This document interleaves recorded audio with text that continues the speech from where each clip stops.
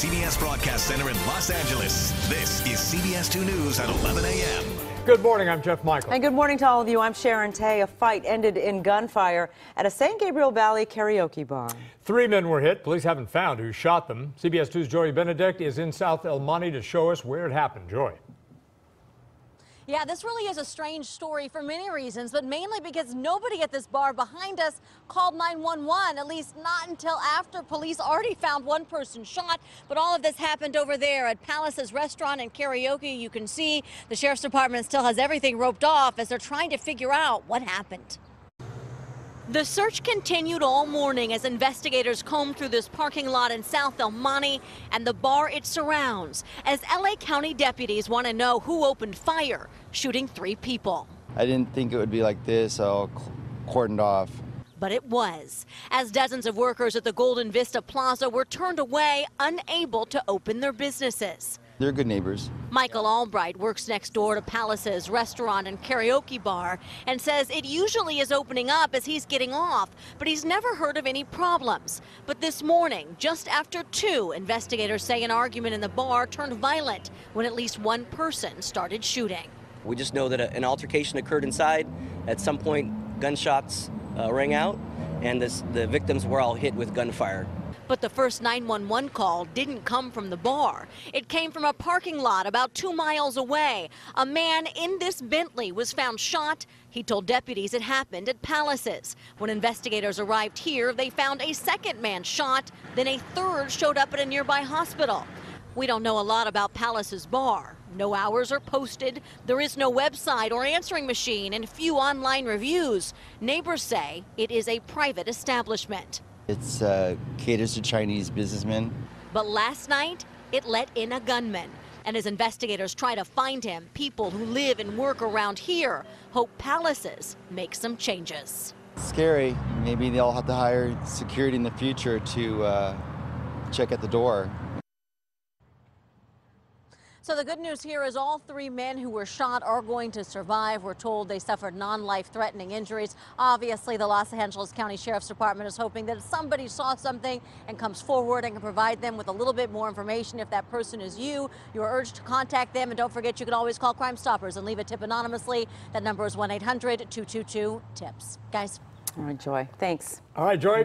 Reaction is certainly pouring in to the news that President Trump has agreed to meet with North Korea's leader. CBS News' Juan Fernandez is here with more on this jaw-dropping turn of events. Juan? Sharon, Jeff, it was Kim Jong-un who extended the offer to talk. The South Koreans have acted as envoys between Washington and Pyongyang. They say Kim has committed to denuclearization and will not conduct more nuclear or missile tests. But President Trump says sanctions will stay in place until an agreement is reached. President Trump has agreed to a face-to-face meeting with North Korean dictator Kim Jong-un. South Korean National Security Advisor Chung Yu-yong met with Kim last Monday and delivered the offer for a meeting to the president yesterday. Kim Jong-un said he is committed to denuclearization. Kim pledged that North Korea will refrain from any further nuclear or missile tests.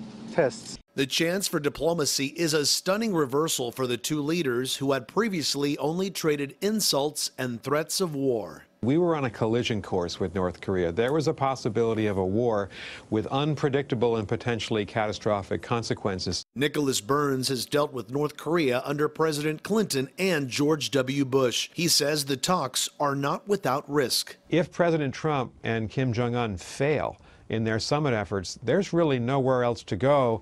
That then could drive us back towards thinking about a military option to stop the North Koreans from developing a nuclear weapon. There is still plenty of skepticism inside the White House about whether Kim Jong-un will live up to his end of the bargain. Either way, Secretary of State Rex Tillerson says this drastic turn of events is not a surprise because President Trump has said for some time that he was open to talks. What changed was his posture in a fairly dramatic way that, in all honesty, came as a little bit of a surprise to us. The talks are set to take place in May. When and where they will be are still to be determined. Sharon? All right, Juan, thanks. Former Trump aide Sam Nunberg is testifying before a grand jury today. Nunberg is testifying as part of a special counsel Robert Mueller's Russia investigation. Earlier this week, Nunberg said he was going to defy a federal subpoena, but he later backed down, pledging that he was going to cooperate with whatever they want. Nunberg was fired from the Trump campaign in August of 2015 after a series of racist Facebook posts came to light. A Koreatown apartment building is red tagged this morning. It's suspected that carbon monoxide killed at least one person who lived there. CBS 2's Jasmine Veal is live at the scene for us. She's on Hobart, right near Olympic, has details. Jasmine. Yeah, Jeff, we've seen this morning Southern California gas workers here, also city building inspectors looking for the cause, trying to fix what went wrong. I also spoke briefly to the building's manager, who didn't know much and would only tell me she has no idea how long it's going to be until tenants can move back into this red tagged building after high levels of carbon monoxide were detected here last night and one man found dead. Terrible experience. They wanted us out right away, you know, like everybody out. Dexter Boudram was one of more than 40 people who had to spend the night at this Red Cross shelter. Firefighters evacuated his Koreatown apartment building on Hobart Boulevard last night for a suspected carbon monoxide leak. My friend of mine in the building called me and told me that I needed to get out the building right away because they had a gas leak. Firefighters sensed that just something else wasn't quite right. At least 3 people reported feeling sick when firefighters showed up. One woman was taken away to the hospital. Firefighters noticed the weird smell, and when hazmat teams searched the rooms, one man on the 3rd floor was found dead. A sense of almost eeriness to where they used their gas meters. They determined that there was a higher level of carbon monoxide. Gavin McCarroll says he knew the man who died and is upset the building management didn't respond sooner to all the complaints. I had smelled odors back last summer.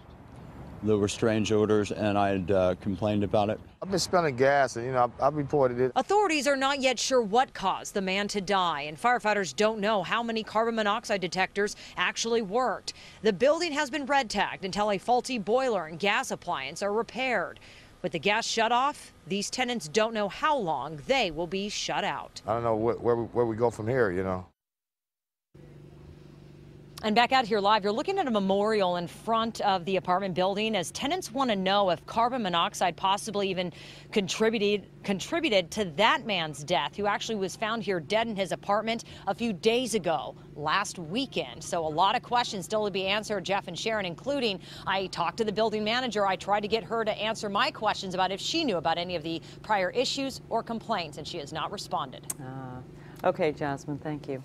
I'm going to turn to our weather and find out what's on tap, and I think it's going to turn a little wet for us. It is. It's cloudy out there for many of you, and by this time tomorrow, you'll be dealing with some showers. So if you have weekend plans, you're going to need the umbrellas, the rain boots, but we're going to tell you everything you need to know, so not to worry. We have temperatures in the 60s right now, 68 downtown, 72 in San Bernardino, and 67 in Camarillo. I want to show you water vapor imagery, and you can see we have all that moisture off to our southwest, and that's the moisture that'll be moving in tomorrow and bringing you rain for your Saturday. We'll even have on and off showers into Sunday too. Out there at the beach though, it's a beautiful day. Lots of people out enjoying their time at the pier. We'll have highs today near 70 downtown, 60s for the beaches, still in the mid 70s for the valleys, the Inland Empire, mid 50s for the deserts, and we'll be in the 70s for the deserts, mid 50s for the mountains. Your extended forecast coming up. Jeff. Well, it seems not enough kids wanted to be a Toys R Us kid. The toy retailer is reportedly making plans to liquidate U.S. operations, close all of their stores. The brick-and-mortar retailer has been struggling to reorganize and balance its massive debt. Well, it filed for bankruptcy last year and then in January announced the closing of about 180 locations.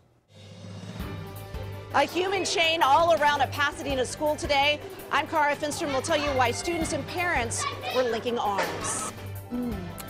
Then Star Wars Land at Disneyland. It is taking shape, and you'll get a bird's eye view. That is vast. Plus, an unbreakable phone screen. Scientists say they've found a solution.